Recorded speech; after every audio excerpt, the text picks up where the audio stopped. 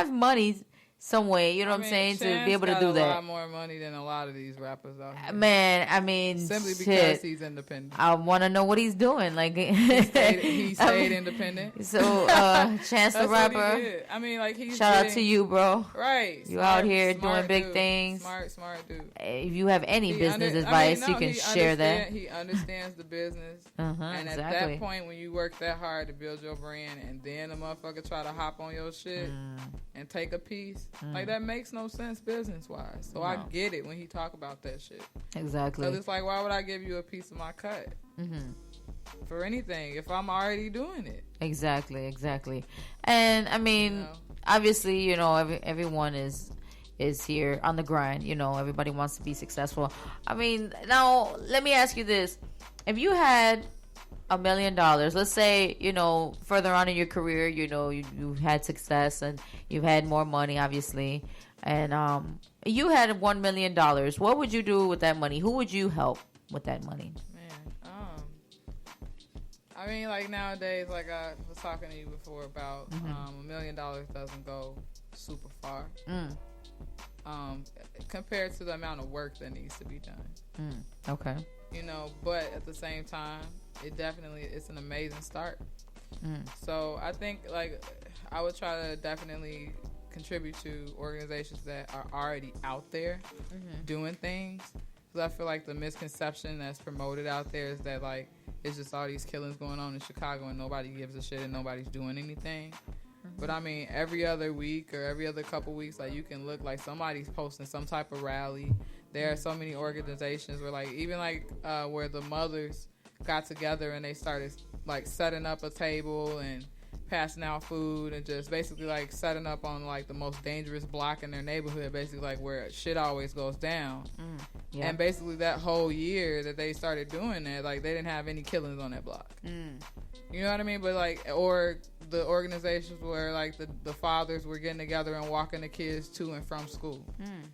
You know what I mean? Like, nobody promotes that shit because, you know, they don't. It's the news. It's, you know, they selling entertainment.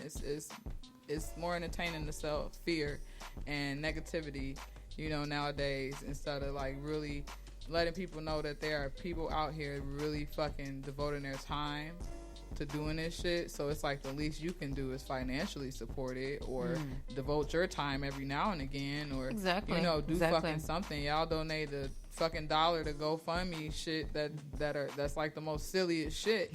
You know what I'm saying? We're not even gonna be start talking about these stupid GoFundMe accounts that I've seen. You know what I'm saying? Like, there are some out there that are dope, that are really about helping people, but it's a lot of goofy ass ones that I see, like, and people really be donating to this shit. I'm like, what the when there's kids out here, like, playing buckets on the expressway for money. For money, exactly. Are you kidding me? And I say, I mean, and yeah, you see people out here on their grind as far as what you just mentioned, the Bucket Boys. You see them all the time. Either you see some on the highway, you see them downtown. You ain't from Chicago, if you man. I'm saying the money that they get, they better start investing in some real drums, man. Start investing in some real drums. Put them in your basement if you need to. Some of them practice. Some of them are in bands and stuff like that. But it's like, do you want to bring your fucking expensive equipment out to the? Oh no, of course not. Of course not. No, I ain't gonna tell you to set it up. I mean, if you have some more money, you want to set it up. Hey, you do what you want to do. Funny. But I mean, I'm saying, you know, that's turning it, and that's another thing. You know what I mean? Like, I would definitely want to invest in programs or create programs that truly educate our kids. So that 1 million will go to that? Yeah, that educate them on real life. Okay. Fucking things that they need to know, from finances. They need to. Why can't our kids are smart as fuck? Why can't they be taking accounting and financing classes and classes about budgeting and classes about, you know, I'm sure we need to build more entrepreneurs, you know what I'm saying, within the minority communities, because I feel like that's what we are. We haven't been given a fair shake in the real world, and as far as, like, vocationally and educationally. So we've always been forced to create space for ourselves. You know what I mean? So just to really have that education and understanding, like, I'm also licensed in insurance. See, we all got different hustles. So just understanding how people make money off of really understanding the ins and outs of insurance and things like that. Like, you don't build generational wealth without the knowledge about generational wealth. That's why it's important, guys. You know what I'm saying? Important to read, that's man. That's the key. Like, that's what we really need. We don't necessarily need a handout. You know what I'm saying? Like, what is it? Like, you give a man a fish, he'll eat for one day, but you teach a man a fish, he'll eat for a lifetime. You know what I mean? Yeah. Like, that's... It's cliche by now, I guess, but at the same time, it holds its truth. But for this long, like, you have to give them the initial tools.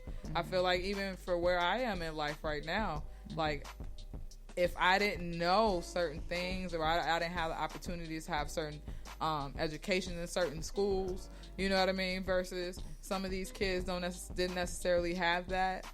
Because, like, I've heard horror stories from my teacher friends who teach in some of these schools. Where, like, you get a kid that gets to 8th grade and barely knows how to read. Like, how the fuck did you even get here? And see, that's the thing too. It's crazy. Know? Yeah, that's because real. That is so real. And it's like, we know it too. We've seen it in school. We remember. See, we're not necessarily, like I said, we're still pretty young. I was in the honors class. You were around the smart kids all the time. I was in the honors class. My mama didn't play that shit. Like, I was in the honors classes, so, you know, you kind of separated from the quote unquote general population of everybody else. Like, I only saw a lot of my friends during lunchtime and gym. And that's funny you say that, because me personally, like, I've seen both ends. I've seen being like the honor roll, the good student, and I've seen being the troublemaker, which is so weird because it's like, how the hell did that happen? You know what I'm saying? But it's all because of life choices and, you know, things that you choose to do in your life. You know what I mean? But I mean, that's another thing too. And I was gonna mention something. You made a very great point right now when you were talking about, you know, educators in the field, people that are out here obviously teaching and things like that. Now, what I've noticed too, and I'm gonna speak from a student's perspective, going back. You know, I remember being in high school. I went to 3 different high schools. Okay, couldn't be in CPS. I couldn't be in one in the suburbs. I got shipped to an alternative school.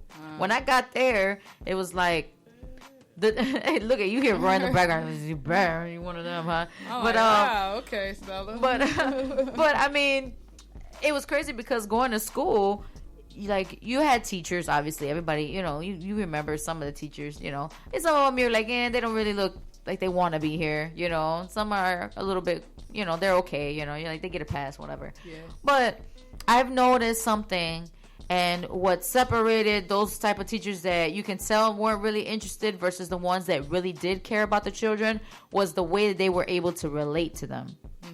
Like, I noticed that the educators that had more of an impact on the children were the ones that related to them the most, that were able to keep it real with them. And it's like, look, man, I know where you come from. I understand. I came from the same area. I know what it's like. But I was able to become successful. I can help you get to where you need to be. You know what I'm saying? It's so funny that you brought that up. It's like, you know, segue. Like, but the last, you know, one of the last things that I would want to do is start just contributing to the teachers' salaries and really contributing to their demands, what, you know, they need, because it is like, it's ridiculous. Like, they're making less than minimum wage.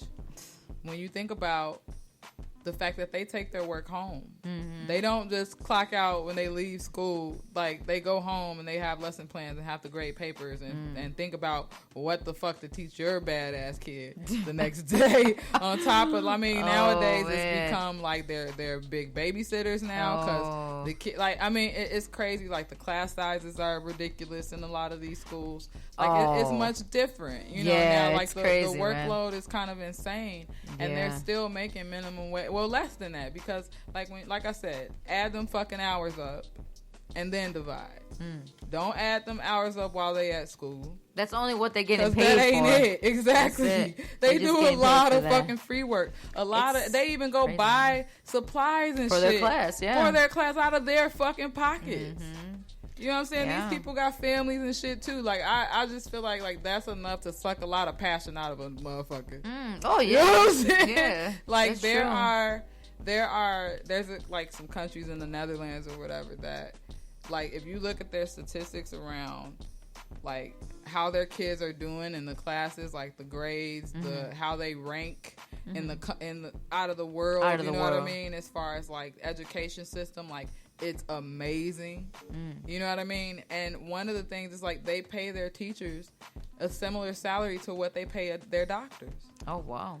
You know what I mean? And when you think about the amount of work like this, how many of y'all can say y'all didn't have a teacher out of all the years that you went to school that didn't impact you in some type of way as an adult now? And we can say, personally, I know whether it's negative or positive. A couple of them. Whether it's negative or positive. Yeah. You were impacted by these people. Like, they help shape who you are. You spend how many fucking days out of your life every day with these people?